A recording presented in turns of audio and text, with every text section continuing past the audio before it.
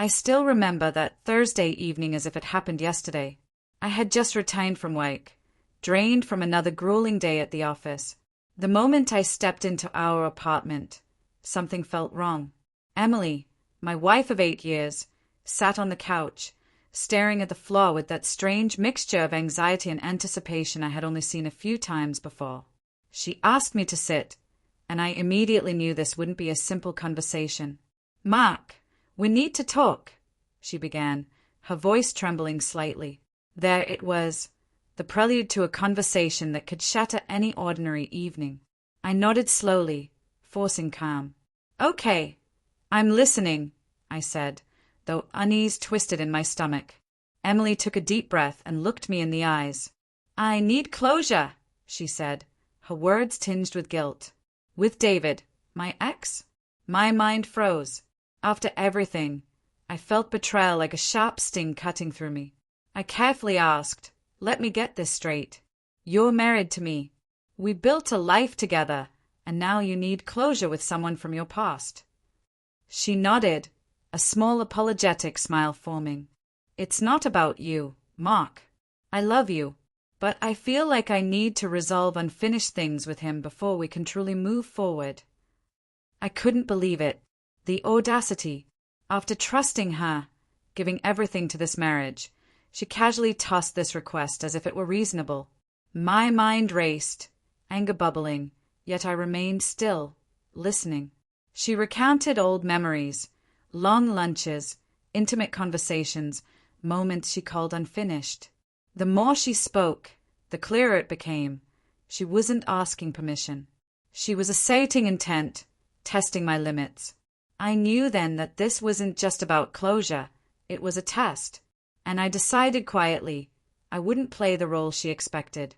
The next morning, before she woke, my mind raced through every word from the night before. Betrayal weighed on my chest, yet amidst the anger, a plan formed, controlled, precise, and final. I wouldn't let her casually walk into her ex's arms. I reviewed our schedules, noting when she would be home and out. I collected information, emails, old messages, any clue to her intentions. I didn't confront her. I observed, waited. Her behavior was casual, overconfident, as if she had already decided the outcome.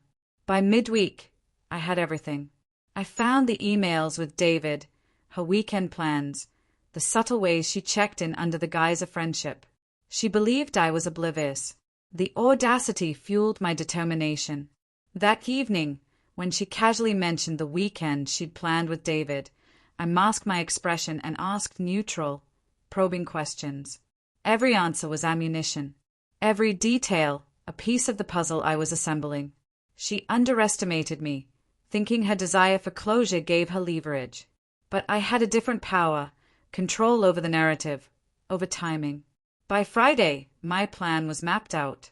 I would confront this not with anger, but with a precision that left no room for negotiation. If she wanted closure, I would deliver it in a way she'd never forget. I imagined the shock on her face when her weekend went awry. One thing was certain, nothing about our marriage would remain the same. Saturday arrived. Emily left with a spring in her step, unaware that her carefully planned weekend was about to unravel. I stayed calm, composed. I had gathered everything, emails, messages, confirmations, ready to deliver with precision. As soon as she left, I made calls, friends she confided in, family who cared, even David himself. I ensured everyone knew the truth before she could manipulate it. By the time she thought she could enjoy her closure, consequences were already in place. When she returned, expecting indifference, I stood composed, an envelope in hand. "What's this?" she asked, confusion flashing across her face. I handed it over. Inside were copies of everything she had sent, every plan, undeniable proof. "This is your closure," I said, voice steady, cold. "But it comes with the truth. Our marriage cannot survive this." Comprehension hit her. Shock, panic, realization. She tried to protest, twist the story, but I stayed silent. The narrative was mine. By Sunday, Everything was finalized. Locks changed, family notified, paperwork filed. It wasn't cruelty, it was justice. Betrayal carries a price, and she learned that weekend. As I sat alone in the quiet apartment, I felt a strange mix of relief and sorrow. The marriage I loved was gone, but so was uncertainty, manipulation, and betrayal. I had delivered closure, not the kind she expected, but the kind truth demanded. And in that, I found my peace.